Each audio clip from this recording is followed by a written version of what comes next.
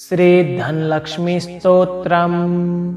श्रीधनदा उवाच देवी देवमुपागम्य नीलकण्ठं मम प्रियं कृपया पार्वती प्राह शङ्करं करुणाकरं।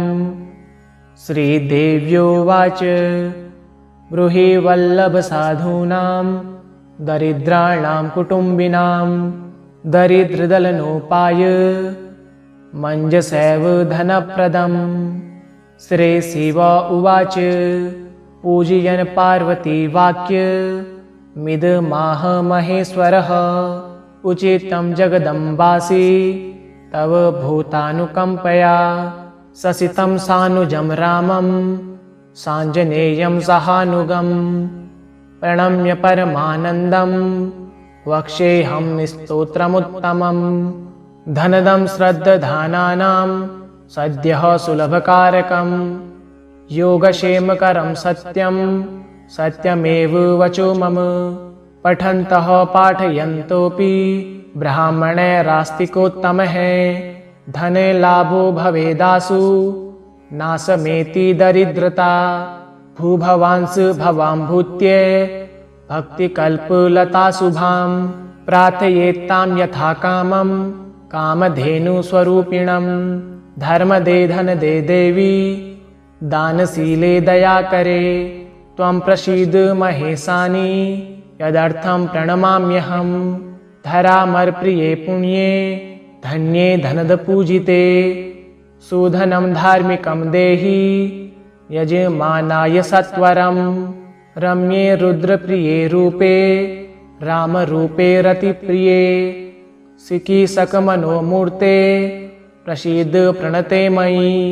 आरक्तचरणाम्भोजे सिद्धे सर्वार्थदायिके दिव्याम्बरधरे दिव्ये दिव्यमालोपशोभिते समस्तगुणसम्पन्ने सर्वलक्षणलक्षिते शरच्चन्द्रमुखे नीले नीलनीरजलोचने चञ्चरीकचमूचारु श्रीहारकुटिलालके मत्ते भगवती मातः कलकण्ठरवामृते हासावलोकनैर्दिव्यैर्भक्तचिन्तापहारिके रूपलावण्यतारुण्य कारुण्यगुणभाजने कवणत्कङ्कणमञ्जीरे लसल्लीलाकराम्बुजे रुद्रप्रकाशिते तत्त्वे धर्माधारे धरालये प्रियच्छ यजमानाय धनं धर्मैकसाधनं।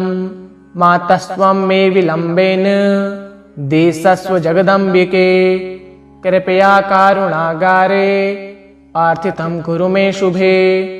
वसुधे वसुधारूपे वसुवासववन्दिते धनदे यजमानाय वरदे वरदा भव।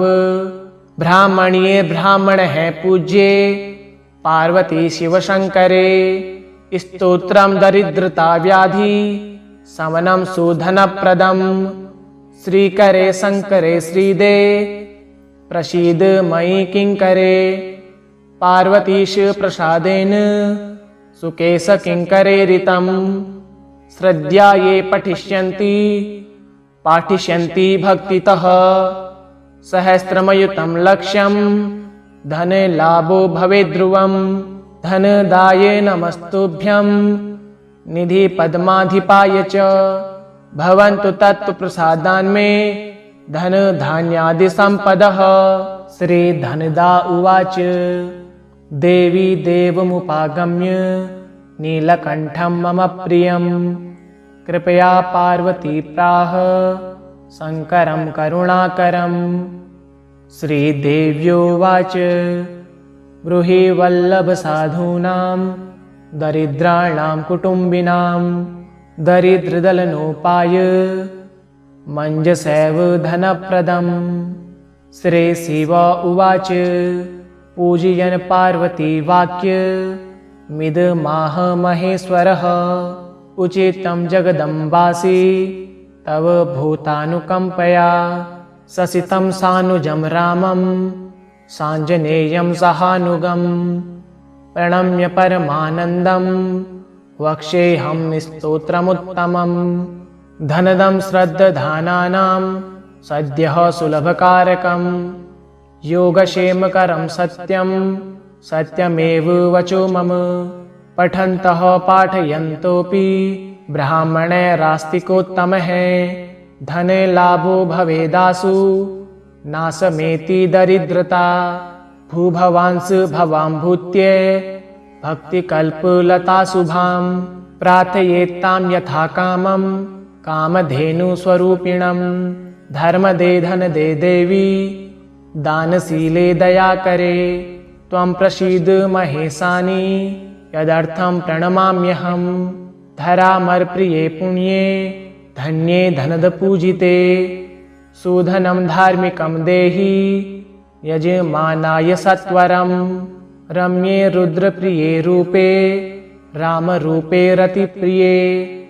सिकीसकमनोमूर्ते प्रसीद प्रणते मयि आरक्तचरणाम्भोजे सिद्धे सर्वार्थदायिके दिव्याम्बरधरे दिव्ये दिव्यमालोपशोभिते समस्तगुणसम्पन्ने सर्वलक्षणलक्षिते शरच्चन्द्रमुखे नीले नीलनीरजलोचने चञ्चरीकचमूचारु श्रीहारकुटिलालके मत्ते भगवती मातः कलकण्ठरवामृते हासावलोकनरदिव्यैर्भक्तचिन्तापहारिके रूपलावण्यतारुण्य कारुण्यगुणभाजने कवणत्कङ्कणमञ्जीरे लसल्लीलाकराम्बुजे रुद्रप्रकाशिते तत्त्वे धर्माधारे धरालये प्रियच्यजमानाय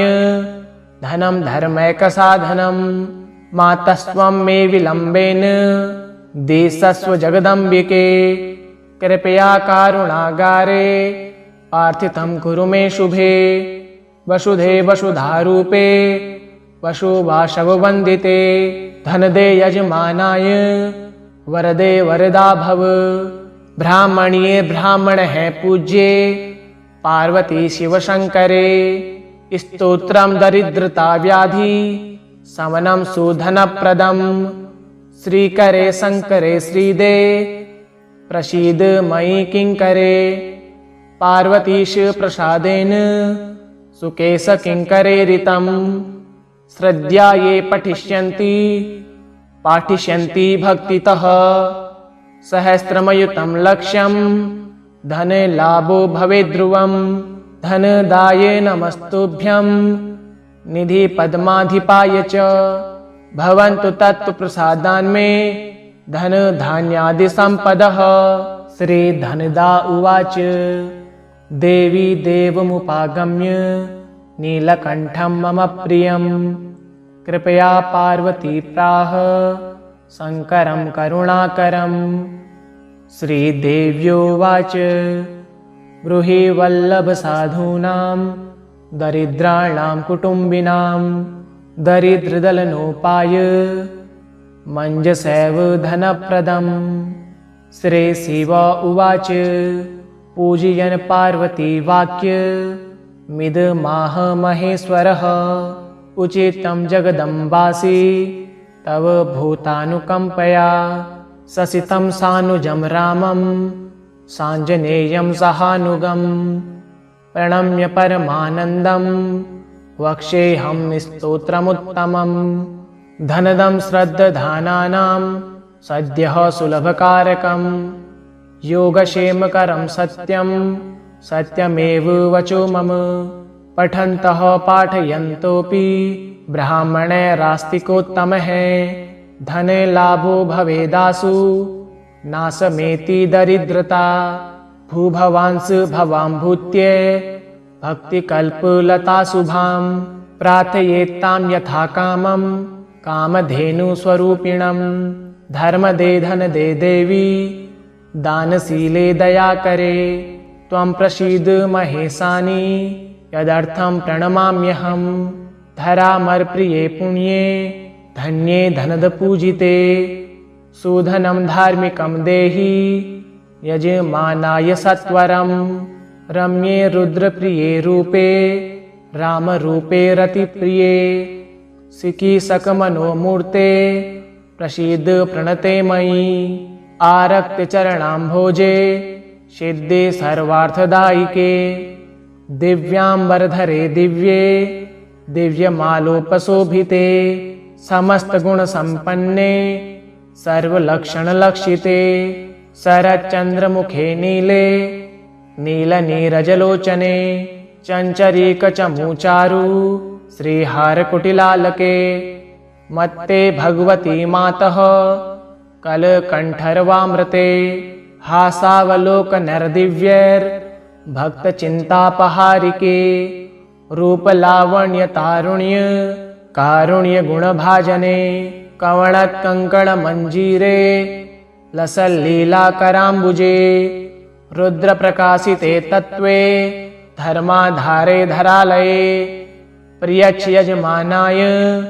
धनं धर्मैकसाधनं मातस्त्वं मे विलम्बेन देशस्व जगदम्बिके कृपया कारुणागारे प्रार्थितं कुरु मे शुभे वसुधे वसुधारूपे वसुवासववन्दिते धनदे यजमानाय वरदे वरदा भव ब्राह्मण्ये ब्राह्मण है पूज्ये पार्वती शिवशंकरे स्तोत्रं दरिद्रता व्याधि शमनं सुधनप्रदं श्रीकरे शंकरे श्रीदे प्रसीद मयि किंकरे पार्वतीश प्रसादेन सुकेश किंकरे ऋतं श्रद्धा ये पाठिष्यन्ति भक्तितः सहस्रमयुतं लक्ष्यं धनलाभो भवेद् ध्रुवं धनदाय नमस्तुभ्यं निधि पद्माधिपाय च भवन्तु तत्प्रसादान्मे धन धान्यादि संपदः। श्री धनदा उवाच देवी देवमुपागम्य नीलकण्ठं मम प्रियं कृपया पार्वती प्राह शङ्करं करुणाकरं। श्रीदेव्योवाच ब्रूहि वल्लभसाधूनां दरिद्राणां कुटुम्बिनां दरिद्रदलनोपाय मञ्जसैव धनप्रदम्। श्री शिव उवाच पूजयन् पार्वती वाक्य मिदमाह महेश्वरः उचितं जगदम्बासि तव भूतानुकम्पया ससितं सानुजं रामं साञ्जनेयं सहानुगं प्रणम्य परमानन्दं वक्ष्येऽहं स्तोत्रमुत्तमं। धनदं श्रद्धानानां सद्यः सुलभकारकं योगक्षेमकरं सत्यं सत्यमेव वचो मम। पठन्तः पाठयन्तोऽपि ब्राह्मणैरास्तिकोत्तमः धनलाभो भवेदासु नाशमेति दरिद्रता। भूभवांस भवां भूत्ये भक्तिकल्पलता शुभां प्रार्थयेत्तां यथा कामं कामधेनुस्वरूपिणं। धर्मदे धनदे देवी दानशीले दयाकरे त्वं प्रसीद महेशानि यदर्थं प्रणमाम्यहं। धरामर्प्रिये पुण्ये धन्ये धनदपूजिते सुधनं धार्मिकं देहि यजमानाय सत्वरं। रम्ये रुद्रप्रिये रूपे रामरूपे रतिप्रिये सिकीसकमनोमूर्ते प्रसीद प्रणते मयि आरक्तचरणाम्भोजे सिद्धे सर्वार्थदायिके दिव्याम्बरधरे दिव्ये दिव्यमालोपशोभिते समस्तगुणसम्पन्ने सर्वलक्षणलक्षिते शरच्चन्द्रमुखे नीले नीलनीरजलोचने चञ्चरीकचमूचारु श्रीहारकुटिलालके मत्ते भगवती मातः कलकण्ठरवामृते हासावलोकनैर्दिव्यैर्भक्तचिन्तापहारिके रूपलावण्यतारुण्य कारुण्यगुणभाजने कवणत्कङ्कणमञ्जीरे लसल्लीलाकराम्बुजे रुद्रप्रकाशिते तत्त्वे धर्माधारे धरालये प्रियच्छ यजमानाय धनं धर्मैकसाधनं मातस्त्वं मे विलम्बेन देशस्व जगदम्बिके कृपया कारुणागारे आर्थितं कुरु मे शुभे वसुधे वसुधारूपे वसुवासववन्दिते धनदे यजमानाय वरदे वरदा भव ब्राह्मणीये ब्राह्मण है पूज्ये पार्वती शिव शंकरे स्तोत्रम दरिद्रता व्याधि समनं सुधनप्रदं श्रीकरे शंकरे श्रीदे प्रसीद मयि किंकरे पार्वतीश प्रसादेन सुकेश किंकरे ऋतं श्रद्धा ये पाठिष्यन्ति भक्तितः सहस्रमयुतं लक्ष्यं धन लाभो भवेद् ध्रुवं धनदाये नमस्तुभ्यं निधि पद्माधिपाय च भवन्तु तत्तु प्रसादान्मे धन धान्यादि संपदः। श्री धनदा उवाच देवी देवमुपागम्य नीलकण्ठं मम प्रियं कृपया पार्वती प्राह शंकरं करुणाकरं। श्रीदेव्योवाच ब्रूहि वल्लभ साधूनां दरिद्राणां कुटुम्बिनां दरिद्रदलनोपाय मञ्जसैव धनप्रदं। श्री शिव उवाच पूजयन् पार्वती वाक्य मिदमाह महेश्वरः उचितं जगदम्बासि तव भूतानुकम्पया ससितं सानुजं रामं साञ्जनेयं सहानुगं प्रणम्य परमानन्दं वक्ष्येऽहं स्तोत्रमुत्तमं। धनदं श्रद्धानानां सद्यः सुलभकारकं योगक्षेमकरं सत्यं सत्यमेव वचो मम। पठन्तः पाठयन्तोऽपि ब्राह्मणैरास्तिकोत्तमः धने लाभो भवेदासु नाशमेति दरिद्रता। भूभवांस भवां भूत्ये भक्तिकल्पलता शुभां प्रार्थयेत्तां यथा कामं कामधेनुस्वरूपिणं। धर्मदे धनदे देवी दानशीले दयाकरे त्वं प्रसीद महेशानि यदर्थं प्रणमाम्यहम्। धरामरप्रिये पुण्ये धन्ये धनदपूजिते सुधनं धार्मिकं देहि यजमानाय सत्वरं। रम्ये रुद्रप्रिये रूपे रामरूपे रतिप्रिये सिकीसकमनोमूर्ते प्रसीद प्रणते मयि। आरक्तचरणाम्भोजे सिद्धे सर्वार्थदायिके दिव्याम्बरधरे दिव्ये दिव्यमालोपशोभिते समस्तगुणसम्पन्ने सर्वलक्षणलक्षिते शरच्चन्द्रमुखे नीले नीलनीरजलोचने चञ्चरीकचमूचारु श्रीहारकुटिलालके मत्ते भगवती मातः कलकण्ठरवामृते हासावलोकनरदिव्यैर्भक्तचिन्तापहारिके रूपलावण्यतारुण्य कारुण्यगुणभाजने कवणत्कङ्कणमञ्जीरे लसल्लीलाकराम्बुजे रुद्रप्रकाशिते तत्त्वे धर्माधारे धरालये प्रियच्छ यजमानाय धनं धर्मैकसाधनं मातस्त्वं मे विलम्बेन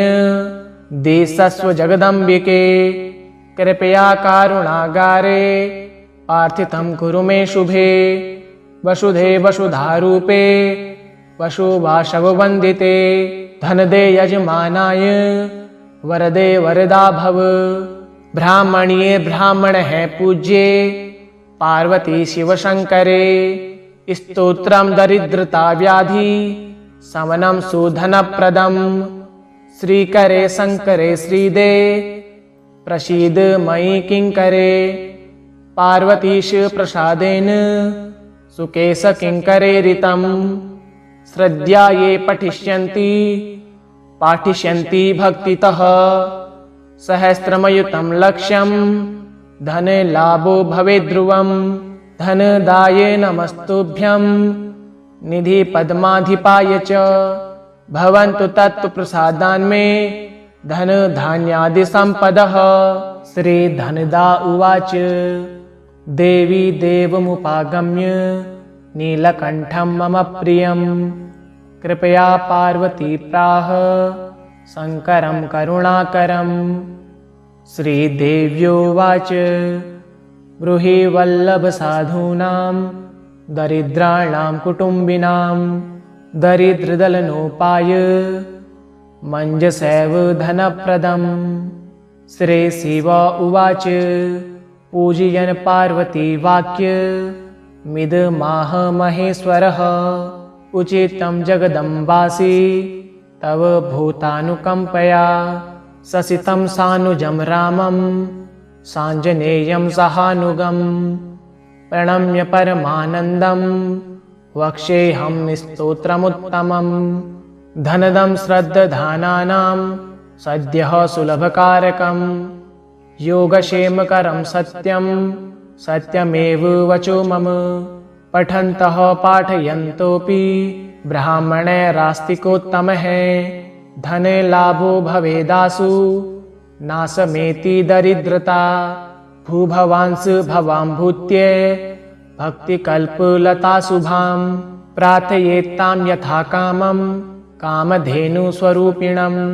धर्मदे धनदे देवी दानशीले दयाकरे त्वं प्रसीद महेशानि यदर्थं प्रणमाम्यहम्।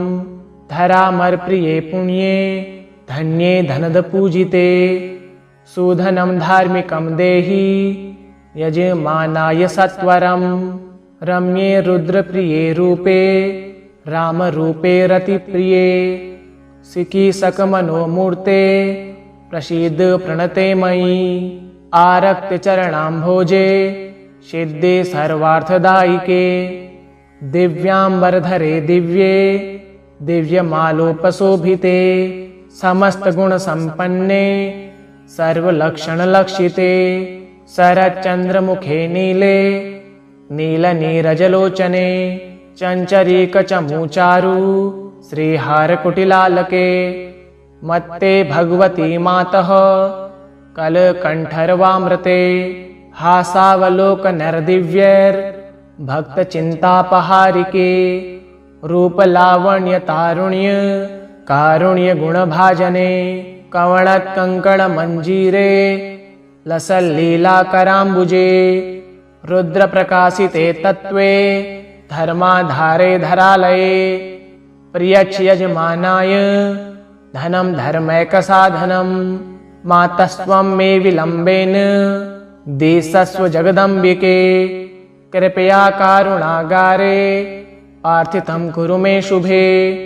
वसुधे वसुधारूपे वसुवासववन्दिते धनदे यजमानाय वरदे वरदा भव। ब्राह्मण्ये ब्राह्मणः पूज्ये पार्वती शिवशङ्करे स्तोत्रं दरिद्रता व्याधि शमनं सुधनप्रदम्। श्रीकरे शङ्करे श्रीदे प्रसीद मयि किङ्करे पार्वतीश प्रसादेन सुकेश किङ्करेरितं। श्रद्धा ये पाठिष्यन्ति भक्तितः सहस्रमयुतं लक्ष्यं धनलाभो भवेद्ध्रुवम्। धनदाय नमस्तुभ्यं निधिपद्माधिपाय च भवन्तु तत्प्रसादान्मे धनधान्यादिसम्पदः। श्रीधनदा उवाच देवी देवमुपागम्य नीलकण्ठं मम प्रियं कृपया पार्वती प्राह शङ्करं करुणाकरम्।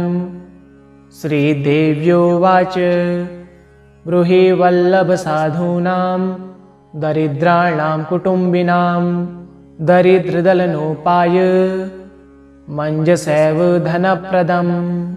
श्रीशिव उवाच पूजयन् पार्वती वाक्य मिदमाह महेश्वरः उचितं जगदम्बासि तव भूतानुकम्पया ससितं सानुजं रामं साञ्जनेयं सहानुगं प्रणम्य परमानन्दं वक्ष्येऽहं स्तोत्रमुत्तमं धनदं श्रद्दधानानां सद्यः सुलभकारकं योगक्षेमकरं सत्यं सत्यमेव वचो मम पठन्तः पाठयन्तोऽपि ब्राह्मणैरास्तिकोत्तमः धने लाभो भवेदासु नाशमेति दरिद्रता भूभवांस भवां भूत्य भक्तिकल्पलता शुभां प्रार्थयेत्तां यथा कामं कामधेनुस्वरूपिणं धर्मदे धनदे देवी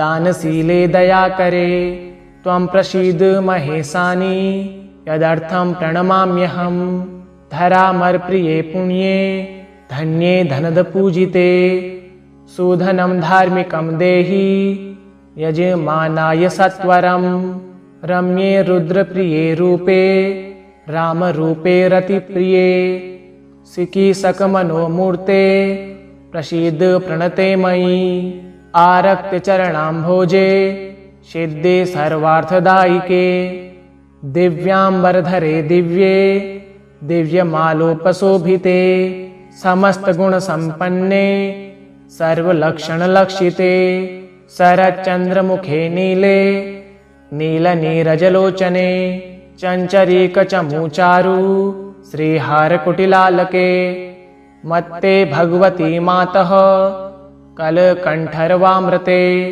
हासावलोकनरदिव्यैर्भक्तचिन्तापहारिके रूपलावण्यतारुण्य कारुण्यगुणभाजने कवणत्कङ्कणमञ्जीरे लसल्लीलाकराम्बुजे रुद्रप्रकाशिते तत्त्वे धर्माधारे धरालये प्रियच्यजमानाय धनं धर्मैकसाधनं मातस्त्वं मे विलम्बेन देशस्व जगदम्बिके कृपया कारुणागारे प्रार्थितं कुरु मे शुभे वसुधे वसुधारूपे वसुवासववन्दिते धनदे यजमानाय वरदे वरदा भव ब्राह्मण्ये ब्राह्मण है पूज्ये पार्वती शिवशंकरे स्तोत्रं दरिद्रता व्याधि शमनं सुधनप्रदं श्रीकरे शंकरे श्रीदे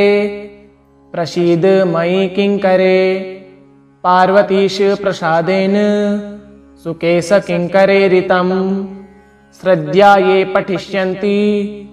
पाठिष्यन्ति भक्तितः सहस्रमयुतं लक्ष्यं धन लाभो भवेद्ध्रुवं धनदाये नमस्तुभ्यं निधि पद्माधिपाय च भवन्तु तत्प्रसादान्मे धन धान्यादि संपदः। श्री धनदा उवाच देवी देवमुपागम्य नीलकण्ठं मम प्रियं कृपया पार्वती प्राह शङ्करं करुणाकरं। श्रीदेव्योवाच ब्रूहि वल्लभसाधूनां दरिद्राणां कुटुम्बिनां दरिद्रदलनोपाय मञ्जसैव धनप्रदं।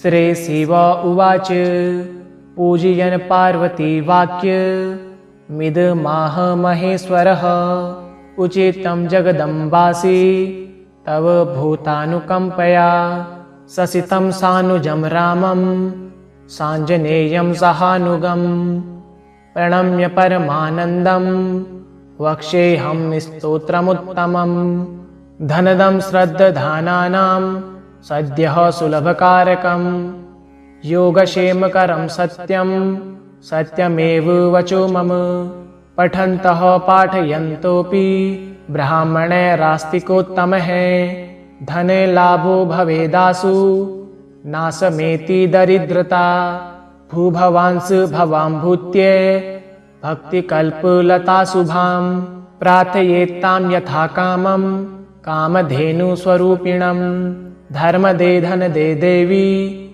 दानशीले दयाकरे त्वं प्रसीद महेशानि यदर्थं प्रणमाम्यहं धरामरप्रिये पुण्ये धन्ये धनदपूजिते सुधनं धार्मिकं देहि यजमानाय सत्वरं रम्ये रुद्रप्रिये रूपे रामरूपे रतिप्रिये सिकीसकमनोमूर्ते प्रसीद प्रणते मयि आरक्तचरणाम्भोजे सिद्धे सर्वार्थदायिके दिव्याम्बरधरे दिव्ये दिव्यमालोपशोभिते समस्तगुणसम्पन्ने सर्वलक्षणलक्षिते शरच्चन्द्रमुखे नीले नीलनीरजलोचने चञ्चरीकचमूचारु श्रीहारकुटिलालके मत्ते भगवती मातः कलकण्ठरवामृते हासावलोकनरदिव्यैर्भक्तचिन्तापहारिके रूपलावण्यतारुण्य कारुण्यगुणभाजने कवणत्कङ्कणमञ्जीरे लसल्लीलाकराम्बुजे रुद्रप्रकाशिते तत्त्वे धर्माधारे धरालये प्रियच्छ यजमानाय धनं धर्मैकसाधनं मातस्त्वं मे विलम्बेन देशस्व जगदम्बिके कृपया कारुणागारे प्रार्थितं कुरु मे शुभे वसुधे वसुधारूपे वसुवासववन्दिते धनदे यजमानाय वरदे वरदा भव ब्राह्मणीये ब्राह्मण है पूज्ये पार्वती शिव शंकरे स्तोत्रं दरिद्रता व्याधि समनं सुधनप्रदं श्रीकरे शंकरे श्रीदे प्रसीद मयि किंकरे पार्वतीश प्रसादेन सुकेश किंकरे ऋतं श्रद्धा ये पाठिष्यन्ति भक्तितः सहस्रमयुतं लक्ष्यं धनलाभो भवेद्ध्रुवं धनदाये नमस्तुभ्यं निधि पद्माधिपाय च भवन्तु तत्प्रसादान्मे धन धान्यादि संपदः।